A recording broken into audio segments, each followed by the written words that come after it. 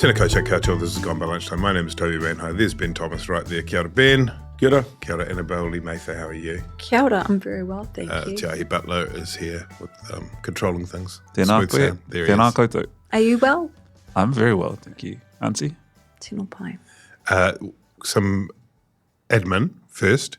There's one other person that we forgot to give a shout out to and praise lavishly for their contribution to the What's Eating Aotearoa crowdfunding thingamajiggamajiggingjang the other day, which is a whole series of work that is appearing on the Spinoff. It's already begun. Check it out. So Faye Rodriguez Marquez, thank you very much for your contribution. You are fantastic. Que bueno.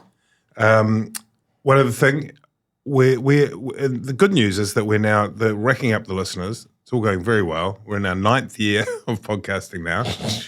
And all that's missing is a sponsor. We don't have a sponsor for this podcast, and we want to be able to keep the lights on. Yeah, we started the same. We started before Chapo Trap House, and I think the same time as Pod Save America, our peers, the three first political podcasts. Yes, Yeah. the inventors of political podcasting. Yeah, and I think Chapo are Patreon millionaires. Right. Pod Save America is now a gigantic podcast empire, Yes. sustained by sort of ready-to-eat meal kits and, mushroom coffee.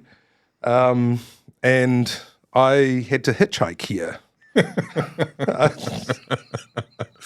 Well, So yes. if anyone out there is a right? millionaire property developer with a philanthropic history, who is missing the presence of metaphorical sons and maybe one daughter in their life, they could get in touch. We are seriously looking for a sponsor. If you would like to sponsor us or suggest somebody or something, There's going to be a stampede now. Toby Of at people thespinoff.co.nz, demanding to be our drop me a note. sponsors. Toby at thespinoff.co.nz. We'd love that.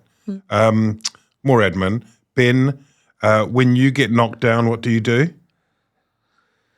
I take a bit of time to consider my options. Do a thorough review of how we got here and where we're going. Annabelle, when you get knocked down, get up again? No, firstly, I you- immediately feel outraged. And then probably crawl into bed and feel really sorry for myself for a while Interesting. till it passes. Interesting, very interesting. We'll return to that, to the whiskey drink, the vodka drink, the lager drink, and the cider drink later in the podcast. All potential sponsors.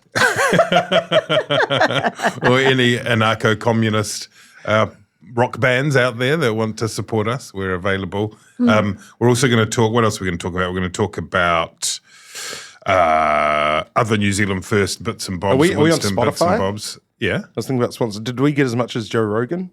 Do we get as many listeners as Joe Rogan? No, did we get as much as a sign-on bonus as...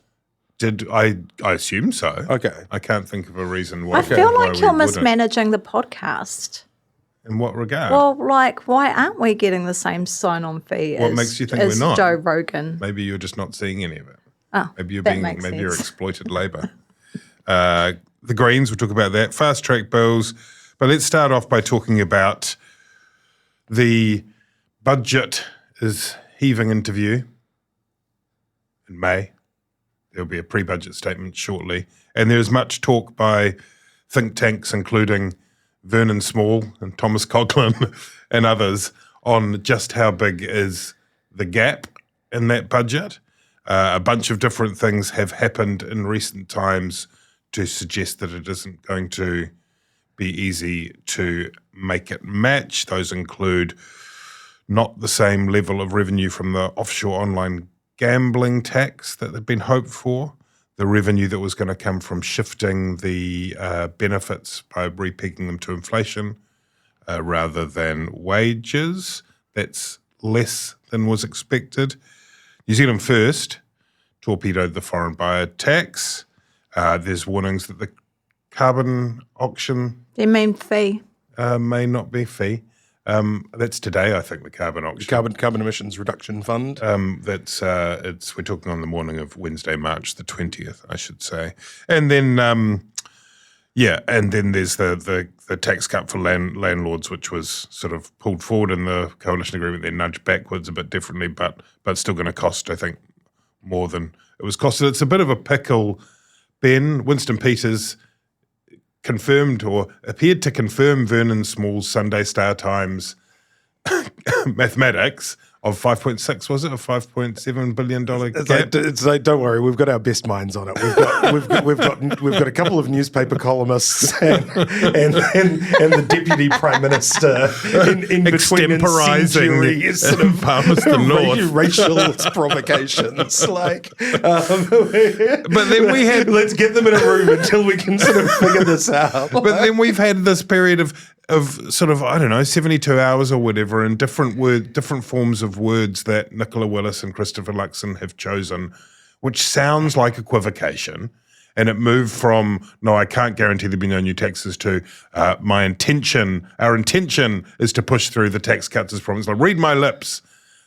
Our intention is no new taxes. It's been a bit muddly, hasn't it? Yeah, for sure. I mean, when you talk about the budget, what did he say? Heaving into view. It's more sort of, it's more sort of like, you're like, oh, is that something approaching on the horizon? You're like, no, it's a giant sinkhole opening up in the street in front of us. Yeah, and you get the idea that it's a bit of it's definitely a bit of a movable feast even now. All of these little things kind of added together, even the fact that, the budget date was May the 30th, which is sort of the equivalent of, it's the last day possible, right? Yeah. It's sort of like, Yeah. it's sort of like saying, oh, that report just about done. So what, I'll have it to you close of play Friday? Let's make it first thing Monday, since you won't look at it over the weekend, and because there are no easy options here. Right. There is, first of all, there is just the deteriorating state of the books themselves. And Nicola Willis has been pretty assiduously, I think some people called it a soft launch, but it's a very hard launch of the idea that we won't be back in surplus in 2027, 2028 as planned, and instead it will be 28, 29. This sort of stems from National in opposition, but also Labour in government in its final year, both came through with these projections that were very much like right on the edge, sort of assuming the best possible case from the Treasury projections in terms of government revenue, economic growth, that kind of thing. Yeah. And making pretty heroic assumptions about the kinds of savings they could deliver and the sort of the minimum plausible costs of their promises and all of these sorts of things. And it only takes, sort of like one domino to fall, one little corner block to be removed, and suddenly the whole edifice, becomes untenable. And, to be clear, that would have been the case had Labour been re-elected as well. Both of them were really creating these very fine lattice sort of plausible on paper only, really kind of budgets. And then, of course, there is the separate but related matter of the tax cuts, which had the big promise there being that they would be self-funding, which is to say that there would be either new revenue gains, or new cuts within the existing budget. There would not be that borrowed would match to up. service Yeah, so we wouldn't borrow to service the tax cuts. Now it's all a bit of a, it all comes from the same consolidated fund, right? Spreadsheet. It's as if your friend comes to you desperately and says, I'm going to be kicked out of my house. I'm totally out of money. Can I just borrow 2 weeks rent from you? And you go, yep, sure. And empty your own bank account to lend them the money. Then you bump into them in the bar on Friday night with, a few deep, and they go, don't worry. This was my Netflix money for the month, And it's so. It's all a bit of a fiction that this tax cuts are self-funding or revenue, don't cost anything. Yeah. You don't have to borrow for them, because of course you do, because you're borrowing for everything. People who have to pay back that borrowing, of course, are the taxpayers who are getting tax cuts. But politically, the problem, at least in part, is that we had a campaign in which the debate was developed largely around set of promises and a doubling down in the use of our numbers are rock solid. Now, of course, things happen. Accounts deteriorate, they improve. The problem is this rock solid thing. I mean, New Zealand's a seismic country, so often rock formations can move around, take different shapes, and still be rock solid. That's right. But some rock is limestone. Some rock is limestone. But this is some rocks that have just sort of starts Literally. falling off. This is the political problem. Well, it is, because literally the public were being sold the idea that these plans were as rock solid as something like the Empire States Building, when in fact it's more like a game of Jenga, and they've left themselves absolutely no wriggle room. What makes it more of a problem, that you could argue that the media and the public were being gaslit, because when they were being called out for it, they were repeatedly met with, assurances that absolutely the numbers are kosher. This is the party of fiscal responsibility. This is the party of business. This is the party that knows all of their timetables and decimals and fractions, and that's currently not how it's translating, when the only assurances you can get about whether or not promised tax cuts are happening is that it's intended that they will, but there's no guarantee. And so while there may not be a short-term effect, I think the long-term effect for National is that if you have aspirations of governing as alone, or at least with only one coalition partner in the future, you're not setting yourself up to be in a good position to do that, because your credibility is being eroded by your inability to front up on the promises that you made. How do they fill this gap? I mean, wherever you put it, I've seen estimates ranging from 1 point something billion, 3 point something billion, 5.6. Something that they need to find something, whether it's applying a bigger haircut to the public sector cuts. That seems kind of unlikely. Those are underway. It seems unlikely. Do they pull out something? Ben, there was Luxon has said no, there'll be no new taxes, but he did leave open the room for more fees or and I wondered something like, do you remember there was that sort of 12-hour wonder after a Corin Dan interview on Morning Report with Nicola Willis during the campaign, where everybody thought that Nicola Willis was going to crack down on the exemption for mega churches and charities, the sanitarium thing. I have no clue how much that will bring in. Maybe it wouldn't touch the sides from this point of view, but whether there are areas like that they could look at, that wouldn't be a new tax. That would be removing, you would frame that as removing a loophole, for example. Is there something in that territory that they can achieve? Look, they've already abandoned the tax package in its sort of perfect entirety, in the sense that New Zealand first got them to abandon the foreign buyers tax, which nominally leaves a $2.8 billion hole. Yep. They, off their own bat, reversed their position on the app tax, which was the platform GST extension.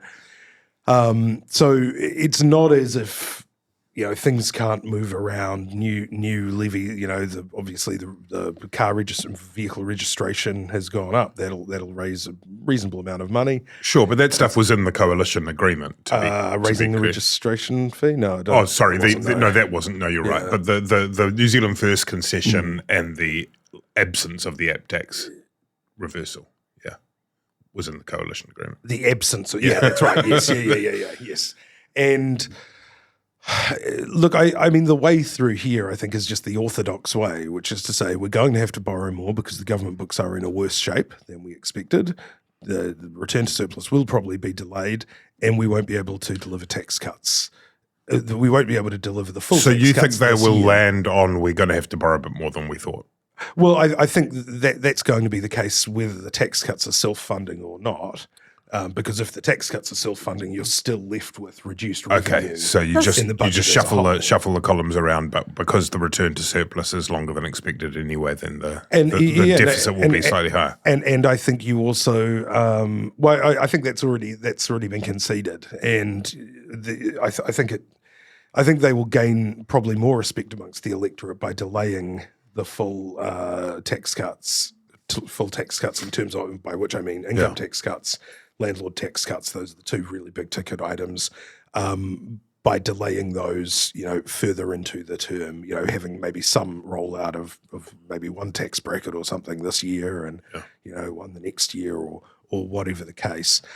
But you just be straight up. Nicola Willis has actually been pretty good on this in the media. The app tax is an example where Heather du Plessis-Allen said, do you accept you were very clear about abolishing the app tax in opposition? She said, yes, I accept that. And we've changed it, and we've had to change our mind. So I think that's the approach that works. You can't just sort of brazen it out. I think during the campaign, where there was a terminus, a sort of drop dead date of the election, you could kind of, although it started getting pretty shaky, you could go, the numbers add up. We're definitely going to get $2.8 billion from foreign resident buyers, non-resident buyers, that kind of thing. And you could even see the shakiness, whether it was related to the tax stuff or the New Zealand First opening the door, in the 2 weeks between the 2 weeks when voting opened and election day, Nationals' share of the vote fell. And their early returns were much better than their election day result. And part of that was because they just kept being hammered on this. Now, if you've got one date that you're working towards, you can just keep trying to sort of breeze your way through it, block it, play a straight bat, just go, no, we are going to deliver. As the government has started realising, you can't do that when you're in government on some issues. The accommodation supplement, that accommodation allowance was one of them. You could see early on, Luxon was like, okay, I know how to do this. I just shut it down and say, look, I'm happy with my decision. That's what I'm entitled to. And in a week or 2 weeks or whatever, they'll stop asking the question. And then cooler heads prevailed, and people realised actually they're not going to stop. You're going to be exposed to the media 4 or 5 times a week, and they're going to keep hammering you on this and reminding the public about something that they don't like. And obviously with the budget, same thing. You can't just say, oh, it's coming. You've actually just got to be upfront and say we can't afford it right now. There's also, in some of the interviews that Nicola Willis has given, and to some extent Christopher Luxon, Annabelle, been a acknowledgement, it's almost a supplication of sorts, that no decisions can be finalised until they go through cabinet.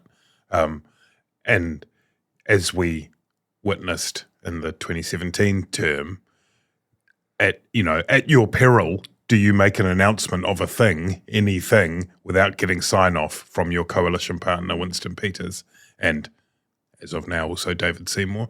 And so it seemed almost a bit like Winston Peters' mentioning of that gap, his invocation of Verdon Small, was a little bit of a shot across the bows maybe, or just a little bit of, we're involved in this too. So it may be that that's a live conversation going on at the moment between the different coalition partners. There's also in the coalition agreement a note about they might incorporate some of ACT's tax policy or give due consideration to it, although that requires that no one is taxed more than they are now, which makes it difficult to square. But this is part of the puzzle, isn't it, having to deal with coalition partners in this process? Yeah, and again, I think it's coalition partners are looking less like handbrakes and more like they've got them in a chokehold, and that makes it difficult for them, for the next election when they're wanting to point back to their track record of what they've been able to do,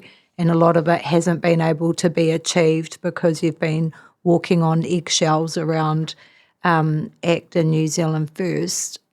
It means that you're probably not going to get the majority leadership that you would like, to not end up in the same handcuffs again the next time. Handcuffs, not handbrake. Nice. That's the headline. This fast track bill that is going through the process at the moment. It's been a lot of fun. This is fast track to achieve fast track. It's the fastest track for getting back on track for Mojo New Zealand. Essentially, it concentrates a great deal of power in the hands of three ministers, the Ministers of Infrastructure, Regional Development and Transport, aka Chris Bishop, Shane Jones, and Simeon Brown. And there's a panel to which they can refer things, but essentially they're trying to take out of the tangled web of consenting and approvals processes to get stuff done. There's some ambiguity about what projects that might be. James Shaw, I think it was, who said that it had the air of a Muldoonism approach. Annabelle, he was referring to the think big days of the late 70s, when Muldoon, who was Prime Minister and Finance Minister, created special legislation in order to try and fast track all these big infrastructure projects in the wake of the different oil shocks and so on. Does it feel like that to you? I think from a Māori perspective, or a Māori perspective, that the government is going to be able to grant access to resources without the consent of Māori is deeply concerning. And, for many Māori that will look like a modern day form of raupatu. I think it also creates problem for iwi who don't have the same resource to be able to fight their way through the courts over different pieces or different types of developments that might occur in their takiwa. I saw Bishop did an interview with Jack Tame, and he talked about it creating a more democratic process, because essentially if the public don't like what's happening, they can, vote out the politicians during, in the next election, which is kind of a real misrepresentation of what democracy is. Democracy is not just about voting for politicians. Democracy is about the three branches of government being able to do their jobs properly. So when you're able to kind of circumvent the court and those sorts of things, that's not enhanced democracy. When you're not able to go through the normal legislative processes or consenting processes, that's definitely not enhancing democracy. So I think there's definitely concern amongst Māori about that. Ben Thomas, a necessary circuit breaker or an unbridling of power?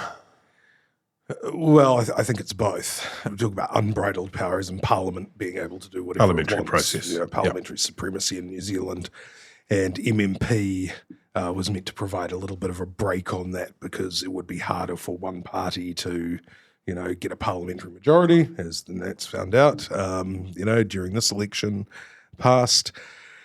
But when all three of the coalition parties kind of sync up on this, like a strange lunar alignment,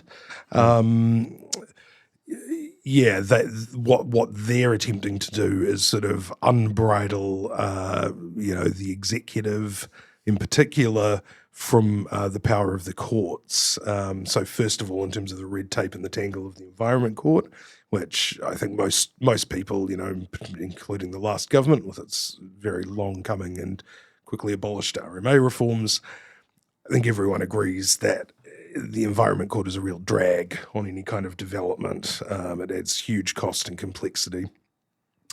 And the other thing I think is Shane Jones's concern that the courts have become very sort of activist and imputing values which don't have a sort of legislative basis. But that's literally the job of the court, though, is to create common law of the common people. Well, there's Jack Hodder presented a paper recently at the it was 20th anniversary of the Supreme Court, where he argued that wasn't, its purpose was very much, to recognise parliamentary sovereignty, and you know there's certainly And are questions. there's plenty about of the sort legal academics that would strongly disagree with that. And in fact, Oh, you know, well, yeah, when you have politicians like Shane Jones talking about the activism in the court when the court makes decisions that he doesn't like, or that doesn't go with the desire of developers, you know, we're creating a really dangerous narrative at a time in society when there's already a massive breakdown of trust between the public and many of our public institutions, you know, in the post-COVID environment. So to give the impression that somehow the courts are corrupt and are stepping outside of their lanes and all of those things is actually really quite dangerous in terms of, you know, the things that make up the fabric of our society. Yeah. It's one thing for the public to be criticising the courts. It's quite a different thing for a Minister of the Crown to be doing it. It's not the same as, but loosely based on the COVID emergency legislation. it goes a lot further. Right. But that was an emergency or crisis situation. I guess part of it comes down to whether you believe that the situation that is faced now is a crisis or emergency. This is, I guess, designed as partly a stopgap until whatever the latest new version of the RMA is. I mean, it was probably telling that the fast track, you know, was brought in for COVID in order to get these, you know, shovel-ready projects and the various infrastructure funding projects that were meant to sort of prop up the New Zealand economy going quickly, right? Because it was basically an admission that the current Environment Court process and the current RMA process just can't do that. You actually can't, you know, it can't get projects running in any sort of reasonable time frame, right? So yeah, look, I think for the reasons that Chris Bishop and Annabelle have outlined, I actually don't think it will be a particularly long-lasting law. Does it have a sunset clause? I don't know. Don't think so. You know, I mean, it will be interesting to see whether it was carried over into the new, you know, the replacement RMA legislation that is also, you know, part of this government's agenda. But I think in practice it won't be used. But I think you're right. There'll be a circuit breaker where, you know, I think they got 100 applications or 100 expressions of interest to be included in the scheme initially. And I think because it was done in a pretty sort of informal process, you know, they basically, I think the ministers wrote to various industries and groups and companies that were known sort of stakeholders and said, do you have any feedback on what our bill should be like? And also, do you have any projects that could, you know, that you might, you know, be interested in? And because that, of course, confers a pretty valuable economic right to be considered in that way, I think Newsroom reported there was some threat of litigation from people who weren't sort of included in that, or in the special who project didn't get a leader. Or I mean, this is something, part of the other kind of muddle around it is how are those, you know, how are those going to be notified? Because they weren't. They'll come up in the select committee process, I guess. No, so there was, I think there was a mistake in the initial press release which said the schedule of projects which would immediately be referred would be added during select committee by ministers, which of course they can't do. That's constitutionally improper. What will happen instead is that there's going to be a process for making an application to an expert group, which will have, you know, variously skilled people, you know, with different sort of areas of knowledge. They'll make recommendations on a sort of long list or a short list, I think, probably a long list, I guess, to Cabinet. Cabinet will make the final decisions, and then it's likely that will be inserted in the schedule of the bill in the Committee of the Whole House stage, which is after select committee. I mean, yeah, okay. Well, at a minimum, you'd hope that the sunshine is applied to as far as possible to this, because you know. Well, this is the thing, and because now you won't be able to say, oh, you don't like this mine that's happening, you know, well, that's for the Environment Court to decide. Instead, it will be squarely the responsibility of ministers. And so I think once you will get a critical mass of protests and demonstrations, local MPs will start getting worried that people in their communities are stressed about building that's happening there.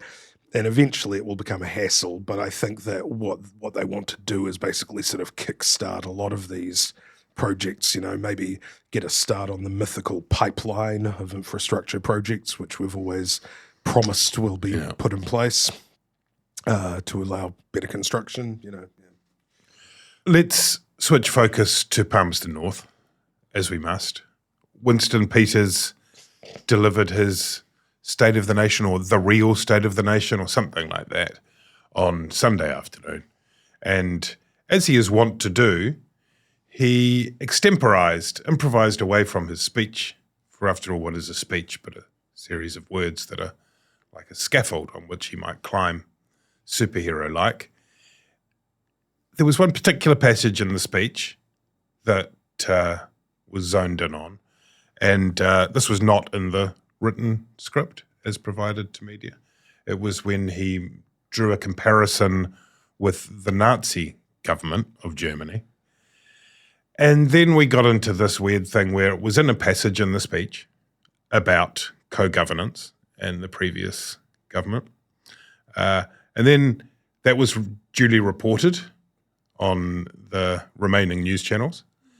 And next day, Winston Peters sent out this furious, fulminating press release which made liberal use of italics and underlines and bolds. And he said that the terrible misinformation media, etc., had misrepresented. Actually, what he was talking about was Rawiri Waititi's reference to Māori DNA being superior, which I mean, that's from back pre-election, that kind of makes a bit more sense. You can sort of join a dot there to eugenics or something, arguably. But then you go back and you go, well, hang on a minute, and you do go back and you watch the speech, and there's no reference to Rawiri Waititi in the speech, nor to the Māori Party. The thing is, we're always thinking about it. And in the stand-up afterwards, he was asked by the journalist. Yes. About it, and he's like, yes, absolutely it is. Yes, can I play that? Can I play that?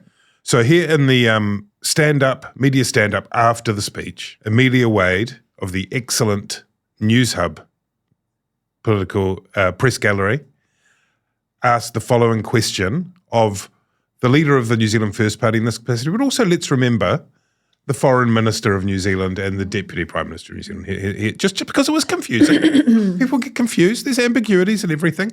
Let's clear this up. You compared Labour's approach to co-governance to Nazi Germany. Is that appropriate? Yes, it is. Why? Because that's what it's based on. So there we go. Just clearing up the doubt. There's Mr. Peters. That's true. Seems quite unequivocal. Hitler was well known to have invaded Czechoslovakia in order to set up a scenic reserve with a co-management board between Indigenous people and the local council. He loved a bit of fast track legislation. I'll give you that too. Now, so all of, I mean, I don't even know. Do we? What is there to say about that? It's sort of the same old. It's kind of, I mean, what is there to say? It's interesting because I think when New Zealand first came back in this time, people were waiting for all the car crashes that would happen with his new MPs. And to be fair, like Casey Costello certainly hasn't covered herself in glory so far, but actually the person who causes the most undesirable headlines is Winston Peters himself. And it's so interesting to contrast his performance now compared to 2017, like he should be riding high, all of those things. When you look at his behaviour in 2017, where he seemed to ascend to the role of like senior statesman and was talking about like public services losing their human face and kind of acting like a kaitiaki to Jacinda Ardern, compared to his approach this time, where clearly, he's not even sticking to his speech notes, he's just riffing in the vibe. It's quite a compelling difference.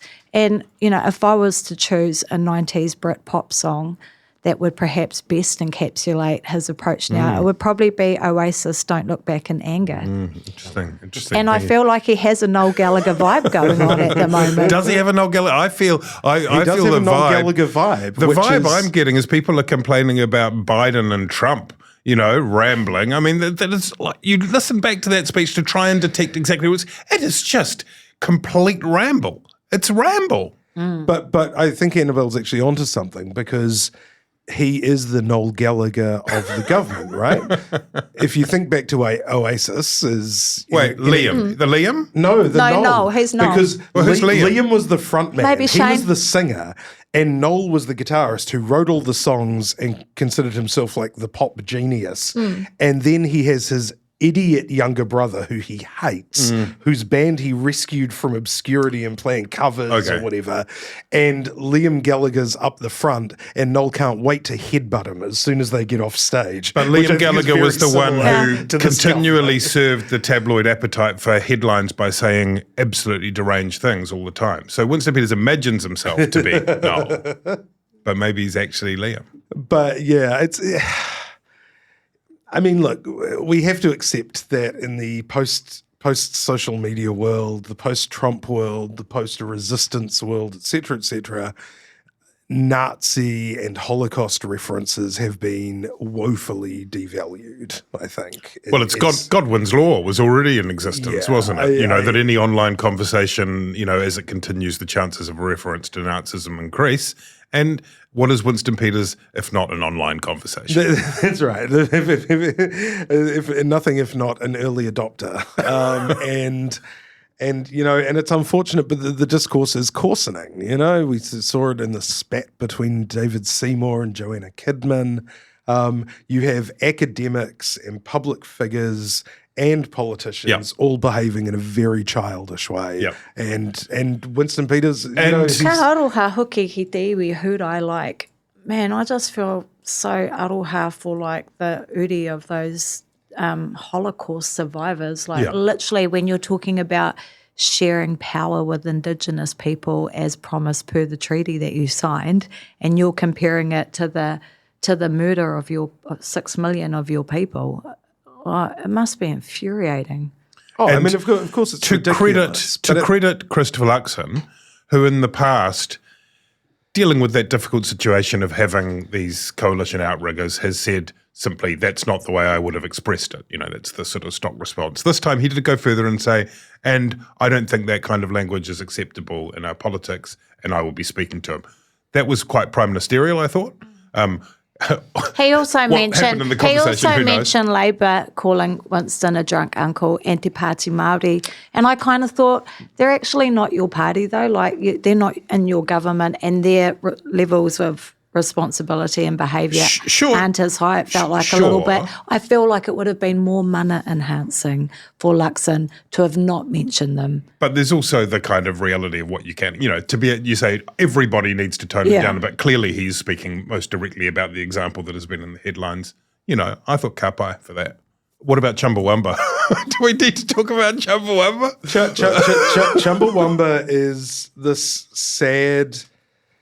It's the sad realization that a lot of us who sort of, are on the centre right or whatever find ourselves, which is that you have to accept that none of the cultural figures, actors, artists, musicians that mean so much in your life would like you or your politics even one bit. And that's just something you have to come to peace with, So I remember, Chris Bishop, probably the most devoted New Zealand music fan, certainly in Parliament, possibly in New Zealand. And I remember, actually, was this the best concert we were both at? The one where the post-lockdown one. They brought Chloe out. Oh, that's right. Because it was before the election. Yeah, and somebody tweeted, the Beths just brought Chloe Swarbrick out to talk to the crowd. Yeah. And then Bish on Twitter was like, really? And it's like, man, I hate to break it to you, but like, I know. He's New Zealand's biggest She-Hard fan, and again, I'm sorry, but good on you for continuing to go to these things. Yeah, that's right. It's important to support the arts, and it's important to support local artists. It's important to support local music, and it can enrich our lives and give us great gifts, but they will never love us. There's a gap in the market. And Chumbawamba, Annabelle, a centre-right anarcho-communist rock band. I'm into it. Yeah. But speaking of New Zealand music, I've got to go. Oh, you My gotta go. daughter's performing. Okay, we were going to talk quickly about the Greens. I don't know what there is to say about that, except the latest on that is Darlene Tana, a new MP, has been suspended in relation to accusations relating to her husband, which she hadn't declared. Is there anything that connects all the problems with the Greens? Do they need to be more transparent about that, Annabelle, before we run out? I think the Greens have been through a very rough period, and therefore you would think they might be quite match fit when it comes to crisis comms. In this case, it doesn't appear they are. What do you think, Ben? If this was the ACT Party, the National Party, we wouldn't be saying they haven't done their candidate vetting. Yet another example. Look, I'd say new broom, new start under new leader, co-leader Chloe Swarbrick. Yeah. Friend of the Beths. Friend of the Beths.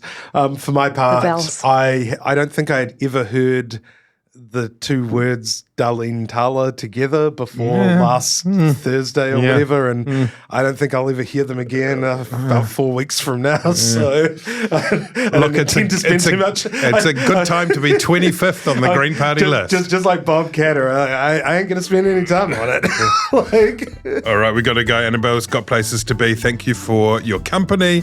We will be back soon.